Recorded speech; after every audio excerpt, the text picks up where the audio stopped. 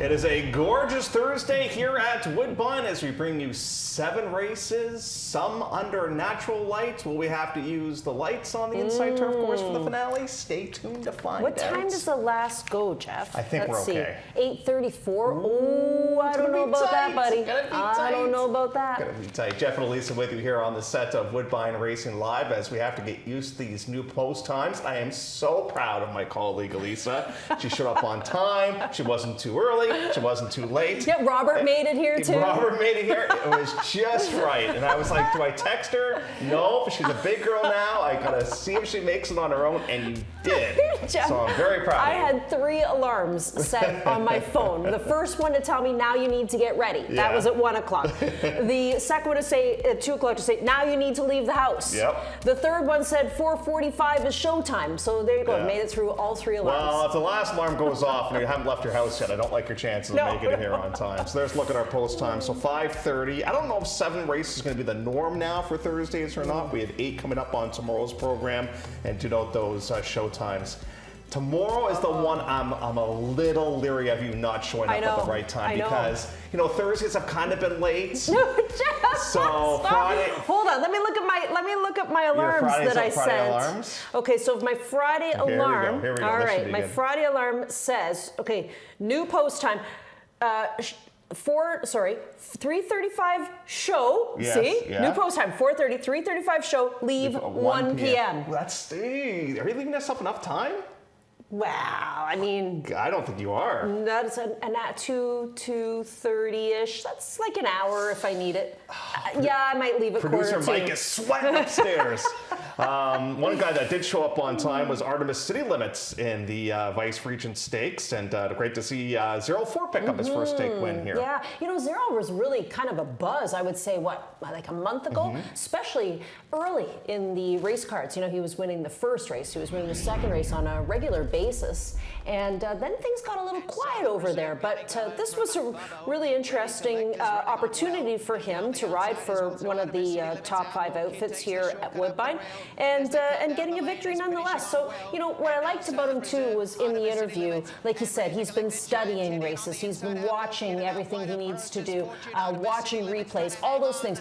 That's thanks to agent Mike Luter. He has a real approach with his riders. Emma Jane, of course, was one of the riders that he helped develop, and they become students of the game, and as a result, they are able to really get a lot of success, and a lot of success early. And you know what those 5 furlong races are like? You have to have a lot of racing luck, and the favorite Outlaw Kid had a disastrous trip. Oh, horrible trip. To finish where he did, that's a testament to how good a horse he is. He was the winner. Yeah, he got stopped and started a bunch of different times, and just a little bit unfortunate, but take nothing away from Cyril Ford. Congratulations goes out to him and to trainer Marty Drex. That's his first stake win, that horse as well. I didn't realize that. That's a pretty established horse. He's won a lot of money on his bank card, but that's his first stake win. It did take place in the Vice Regent. Now, the inside turf course is going to be busy because the E.P. Taylor turf course is now closed for the rest of the season. As we recap what did take place on the Sunday program, the Morans won 4-9. That was great. That was so great. Yeah. They won the early pick 3, right? Or was it the early pick 4? I can't quite remember. Early pick 3, I think it was. Early pick 3, for sure, right? Because,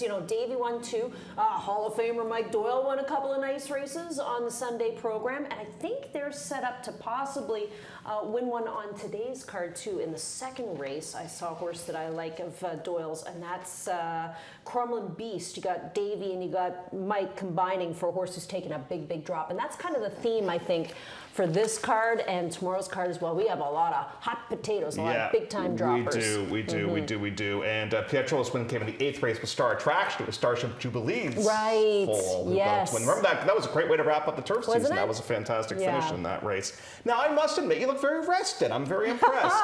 Imagine with 3 days off. I thought after plate day, I was like, she's got a bunch of chores to do. She might not be able to get a nap, but it sounds like you were able to. I did my barn chores, but then I had some pretty serious naps. Like those, those naps where you think it might be the next day. I had a couple of those. Yeah. Or where am I? Yeah, that's a good one Those too. are always fun ones too. Now let's talk about our first topic on the show here today is class drop, and we're going to touch on that here coming up in the second. Now you brought up a great point when you walked in today. You said, Jeff, Have you noticed all the droppers? Tis the season to be dropping. And you know what it is? Yeah. The sales catalog. Whenever that comes out, I find a lot of people drop down in class. Do you think it might be a little earlier though than normal? I mean, I get it. Like there is that tactic that we need to make room because we're going to be maybe buying some babies at the sale. But I just feel like right now we're taking a lot of big drops maybe a little earlier. You know, sometimes we see those drops happen in, let's say, October, but by then it's almost too late. So some people are just getting started early with their droppers, and you got a little smile on your face. I'm wondering what text you just got. Yeah, I'm sure it was probably something about having a nap, and the one where you said, "Where am I?" The text was from your mom. Oh no. Do you want me to read it? What did she say? She says, "Hey Jeff, the speed Elisa drives, she could leave 45 minutes out and still be there early, Dawn says." Oh, that's my dad. Guaranteed. My mother doesn't know I have a lead foot. Oh gosh. Tell us about, all right. Okay. Thanks, Dad. Bit of a lead foot, Beth? No. Have you ever seen a person drive with both feet? That's her. Braking? Yes. Like the Flintstones? She uses her left to brake and her right for the gas. I've never seen it in my life. It makes me nervous. Oh, that was a stop sign? Oh, sorry. Okay, so yeah, I like this Kremlin beast on the drop. Isn't it too good to be true? Like, you're dropping in for 7,500, you're taking advantage. Tell me who else you like. I know, it's a suspect. I don't mind Enchanted Forest, but that one's doing the same thing. Exactly, and then tell me who you like after that. Because I know. really the only other horse that I gave a nod to here that nobody else did is the 4, Victoria Elizabeth, because this time we're putting Juan Crawford on. I'm just curious to see what happens here on the drop-in for 7,500 if that speed can carry at 6.5 furlongs. But you know, like you said, you got 2 horses in here dropping from 25 down to 75. You have another horse here dropping from 15 in for 7. 15 in for 7. It's 15 in for 7. This should be called the elevator race. They're just all going down. Yeah. So what do you prefer? A drop from 15 to 7 or a drop from 25 to 7? No. Or Grace on the Green, who's dropping and hasn't won in 2 years. That's another option too. You know? But hey, let's just give kudos to the Hot Barn because Doyle did have 2 winners on the program on Sunday, and maybe we'll just keep that thing going, that trend going. Have you ever been to a mixer? Like, what do you mean? Isn't that just like a regular everyday party? Isn't that a party? Yeah. That's just a party, Jeff. But you know there's going to be adult beverages, I think. That's Jeff, that's the only kind of mixers that I attend. Now, all these horses in this third race, they should be counting their lucky stars. This race is the easiest of the split. Oh my God. By a mile. The first race is so much harder than this race that everybody should be buying a lottery ticket that's in race number 3. Like, I'm picking Baby Lala in here and not with any confidence. By any means. I know, because you go back to the first race, that's the split, right? Yep. You got Pat's Holiday. Yep. And you got Serious Lady, I think, who could be interested, but that's another big drop. And actually, that's the welcome back ride for Esjuan Flores as well. Yeah, so great to have him back in action. You know, I actually wanted to use Verana up on top. I was hoping that there'd be a scratch and that horse would draw in, but that's not the case. So I got stuck on Danish Cookie. I have no confidence that this horse can win. The only thing I can say is that I believe that it was a pickup mount for Zero Ford back on July the 24th, from what I can recall. And he got a little bit of run out of the horse with a good third place effort, only beaten a couple of lengths. So I'll go 6 over the 1 because they dropped Baby Lala in last start from 40 in for 15. That's the atomic drop there. Yeah. And Easter Sunday Girl got the better of her by many. I mean, she won by an easy 6 lengths. So it's a weak group for race number 3. You got to take advantage of it. And there's something in this race that would have never happened when you and I started here at Woodbine. What's that, buddy? A 5-year-old maiden. Yeah. They weren't even allowed stalls, I think, back in the day. And we got this one, so hopefully their patience pays off with this horse. And we have a rider that's and a trainer, the 3 horse here, Bring the Money Home. Not familiar with either. I think I know Roger, but I don't know the ride. The rider I think is a bug. Can't be a bug. Pardon me, not a bug. Is an exercise rider in the morning, I think. Okay, that must have ridden somewhere. Yeah. You know, because there's no bug there. But I see that whomever this is named to ride one, I think, on Friday or Saturday as well. Yeah. And you know what, too, Elisa? We got to be careful because the rail's all the way at lane 4 today. There's not a lot of room to work with in there. It's not my favorite place. So it's going to be a little bit of a tight spot there. And that's another point that we should point out. That's why you see the field's limited to 8 horses in the first and third. It's because you can't have more than that. Much room. There's not much room out there. And we're going to show you a replay later that'll demonstrate why we can't have this many horses, right? Now, you have 2 choices to make in race number 4. You either go towards Spirited, who ran a monster race off the layoff, but it's going to be a low price, or You go towards Ginger Zip, who kind of opened up a lot of people's eyes in that first career start, including yours and I's. Yours and I's. Yours and mine, I guess is the correct English to say in here. So we'll highlight the horse for you right now. The 7 is the one we want to look at. That's and if Jeff's fingerprints don't work, because let me try, Jeff. Okay. Oh, no. See? Jeez. Oh, look at that. No, it does that. Well, that's good enough. That's good enough. You kind of know where the horse is. Apparently, I don't have fingerprints. Yeah, well, that might be 2 of us, but this is a scrawny I can horse. commit any crime I want. Yeah, exactly. Anybody who's been around these parts long enough knows the Stronach Silk, so it's easy to spot that. You got the red cap there. And Zero Ford was aboard for this very first lifetime start for the Harold Ladouceur outfit.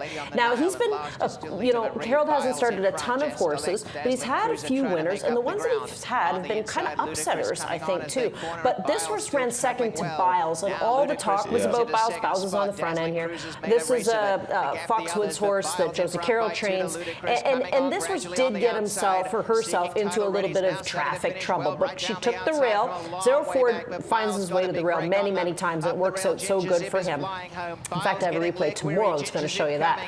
But this is a good closing effort, I think, from this one here. So Ginger Zip made my horse to watch list after that race. It's actually a half to, and strong gallop out. It's a half to Riptide Rock. We talked about that as well. So it looks like a 3,993. Yeah, I'm with you. I think it's one of those two. And the 3 is going to be the better price, I think. Oh, yeah, I agree. I think you're onto the right horse from a price point of view over there with Ginger Zip. Ginger Zip's dam is also from the same family as Spring Waltz. And the other thing we wanted just to mention to you, too, is Deorum, the 4 horse in this race for Kevin. This horse worked with favor leading up to the King's Plate. Oh, good thing. This always makes me feel good. Ginger Zip, why the long face? I always feel good when Robert gets his picture taken with the horses, because most of the time it's good luck. Oh, and there, of course, is his groom, James. He's been around for a long time. Yeah, James, he does a good job. So he's the groom there with Ginger Zip. I like that Robert's including the grooms now as well. Me too. I think that's really, really nice. The unsung heroes, right? And you know what, too? I really have to give a lot of props to our social media team, too, because when they put together the I think it was like the press kit or something. They included who the grooms were for all the horses as well on the King's Plate too, which was nice to see. Race 4, going a mile and a 16th. That is our feature for the day. So that is the mixer. I think the term the mixer is like a party, I think. But I could be totally wrong. We're going to have to Google that. Race number 3. The topic says in tight. Okay. Are you implying somebody had a trouble trip? No. Are we there? Did I skip no, one? in tight, we just did that one already, buddy. That was the Ginger Zip replay. Whoa. Now we're moving on to key question mark? Oh. Key question mark? Well, the answer to that question is we're not. I would have, but you didn't I talked you out of it. With Quick and Mercury. So, we just showed the replay there for Ginger Zip. Oh my God, I'm sorry, producer it's okay. Mike. It's all good. I am on plate time or something. Well, let me help us out, okay? So let's take a look at Wickenburg. So do you think the horse had an excuse? Last time out? Jeff, do you think the horse is beatable in here? I've seen this barn play this trick before, I know. and sometimes it works, sometimes it doesn't, right? So I'm just thinking I'm going to try and beat the horse, and I want to try and beat the horse with voice from above. I knew I was going to lone wolf it here, and I'm good with it. Oh, because this one comes out of the Turf Distance Series race, not to be confused with the Turf Endurance Series from last year. That was the Midsummer Handicap. That's right. Oh no, this was the Midsummer Handicap. Yes. There you go. Where Flying Black was the winner. And Flying Black has been a phenomenal horse. A purple patch, exactly, for Darwin Banak and Pietro Moran. He gives them great rides every time. But Slade Jones rode the horse last start out in that Midsummer Handicap. And the horse finished 5th. Not a bad 5th, only beaten a few lengths.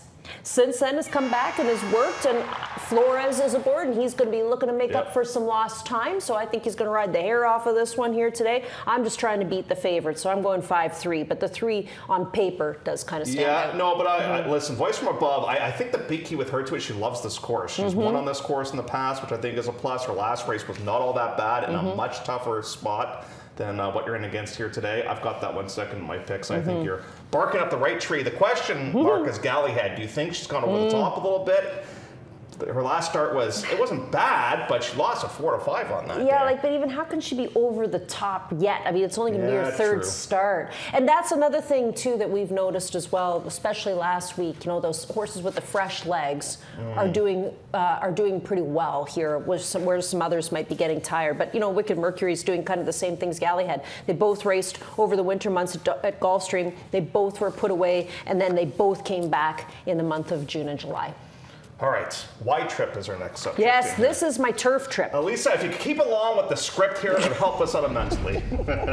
So White Trip, you and I picked this horse last time out, and we were tossing our tickets early on, unfortunately. Yep, I think we might have even keyed this horse. And unfortunately, what happens, get the worst draw today. Yeah, I know. But Cavet's going to be all over it this time around, I think. Yeah. And we're not on the turf. True. So that's going to help. This was when this race was fazooed for this horse. Yeah. When everybody just threw their tickets up in the air right here. This is why we can't start too many horses on the inner turf course. Now watch, he gets pushed out. The horse with the white silks in front of him gets pushed. A whole chain reaction and kaboom, there we go. We're basically out of it right there. So right there was where Jeff and I started crying.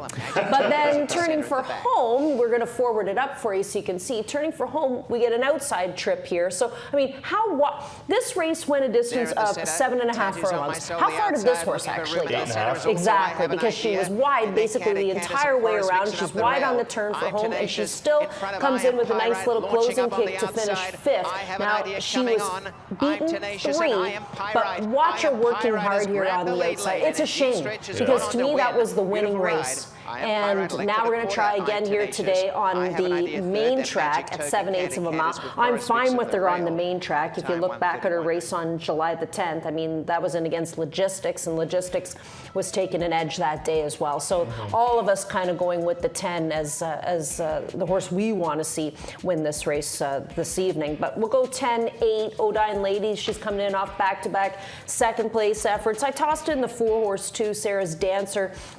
He's, going to switch her back over, Devin, is to the main. I always like Sarah's Dancer, and I've been waiting. I thought, we'd get it by now, but they're switching jocks and they're switching surfaces. So I don't know.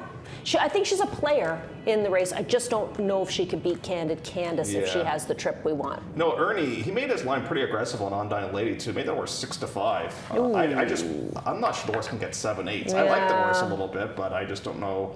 If the horse can go that far and comes off a tough loss last time out and against April Develop, who got up to win. You look at her races at 7/8, they're not her best. They're not her best. It's so funny how that works. Like you think, well, extra half a furlong, what's a big deal? Well, for some horses, it's a huge deal. But Sahin's going to stick around with her, and he's determined to get her there. So we'll see. We'll see. But again, great trip should help Candid Candace today. Jackpot High 5 finale goes as race number 7 on the program. We're going to go a mile on the inside turf course. Again, we are in lane 4. Carryover is $6,711. I'm trying to be a bit of a wise guy with my pick in this race.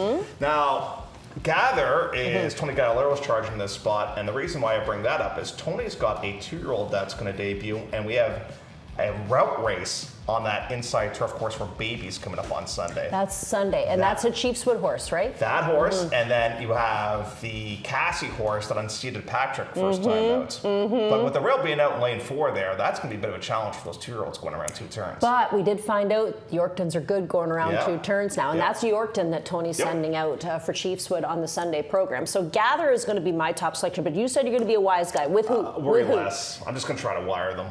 I don't know. I mean, what are the odds of this horse winning back-to-back races? Probably not all that great. But she's a pretty consistent mare. And she, I just think if you're one, you go for as long as you can go. Doug's with me, so maybe that gives me a bit of confidence. And I use this 2-horse as well, Magical Trick. They waited the 30 days. They're bringing her back for the same price tag. The old me, when we got this form, and when did we get this form, Jeff? Like last week, right? Would have been last Friday. Yeah. I was like, hey, this is a 30-dayer. This is a 30, because there hadn't been a work in 30 days. And then I went on to check, and there was work August 16th, a half and 48 breezing. So there you go. It doesn't pay off to be a keener. Yeah, that all that education in the race office, we were taught to spot the 30-dayers, and there you go. But Magical Trick is a horse I'll use. Bravo Kate, we'll toss that one in. Looks lucky to me, going off the claim. You know what's interesting on Looks Lucky to Me? Maybe I'm way off here. Are there no works in the previous barn at all? I don't see any. Unless they're listed there. No, so you're right. They worked the horse once for the new barn until August the 8th. Yep. So you're talking about May, June, July, nothing. They just ran the horse. Never worked. They just ran the horse. It worked fast. And this horse worked fast, but I would expect a horse to work fast that goes into the DePaulo barn. You know what you call that? That's What's a little that? nugget. Yeah, it is a little nugget. I wrote it down. No works in previous barn. That's a good one. All righty, what else do we have here? Plays of the day. Okay, let's take a look at that. You're going to go first, my friend. And you sent these in about 5 weeks ago. So yeah, you exactly. Don't remember I don't remember anything that I sent in. What have I got? Okay, and I didn't even know Doyle was going to be hot when I sent this in. Yes. Crumlin Beast in race number 2. My watch list horse, of course, is going to probably be the same as Jeff's Ginger Zip, because we were both quite impressed with that one. We probably both have Candid Candace because of the trip last start out. And I mean, she's honest as the day is long. Gather, she's in the 7th race. We're going to take a look at mine, and while we do this, I have a rider change to announce. Oh, okay. In the third race. Number 7, Dee's Candy, make the rider Rico Wolcott now. Third race. 37, Dee's Candy. Number The 7. rider is going to be Rico Wolcott. Okay, good so stuff. do make that notation. So my watch list, I had Pat's Holiday on there. I did make my best bet, Wicked Mercury. My beat the fave is Candid Candace, although I do think the horse is probably going to be the favorite. And my speed threat is Worry Less. Worry Less. Those are. What about our scribes, our authors? So Crumlin Beast, that's going to be the beat the favorite coming up in race 2. Are you the Woodbine TV prod? No, I'm not. I'm not. I swear to God. Right. But Baby Lala, that is such a weak race. Well, it's kind of now or never for that horse, right? Like you don't win today, what do you do? I don't like that race at all, to be honest. And then Ron, we can't even call him a chalky and weasel. Not anymore. He's picking Candid Candace, Nope. But I don't think we get 6 to 1. I think anybody who is a trip handicapper is picking Candid Candace today. You know, I was actually talking with Ron the other day. We were talking about the plate, and I didn't realize this. Do you know who went off as the favorite at the last flash? Who? Notorious Gangster went off as the Oh favorite. yeah, that doesn't surprise me. Wasn't fair. There was no time forever. Yeah. The last hit. Yeah. Well, because everybody jumped on the Jeff and Elisa bandwagon. That's a slow bandwagon. Let's take a look at. Have you heard, actually, while we're looking at this, have you heard anything more about horses going to the Prince of Wales? The winner for sure. Yeah, Scorching that's good. for sure. They'll want that. Who finished second? That was. Tom's Magic. He's not. He's going to the Breeders. Third was, I don't know about Gangster. Gangster. Fourth was Scorching, he's going. Yeah, so it's looking at maybe 2 out of the top 4 so far. The big thing is getting the winner to go. That's the big Look, thing. that's all they want is the winner, so that everybody gets to see the King's Plate winner. Anila K, that is the clocker horse for today. Bev Chubb will send of that one. Drop it in for $15,000 off of work on August 10th. And then 3/5 getting ready for. That's a drop or two. Chubb. Yeah. It's the drop and pop card, everybody. The season to be dropping. But I think you'd rather drop now than drop later when everybody is doing it. Yeah, that's true. Right? So maybe get a little ahead of the game here. Alrighty. So we learned a couple things on the show today. Did we? Elisa's mom watches. Elisa has a lead foot. And Elisa's dad knows that she has a lead foot. And Jeff wants to go to a mixer. If anybody's having a mixer, please let him know. Yes. Absolutely. When we come back, we'll get you all set for race number 1 on a Thursday evening now here at Woodbine.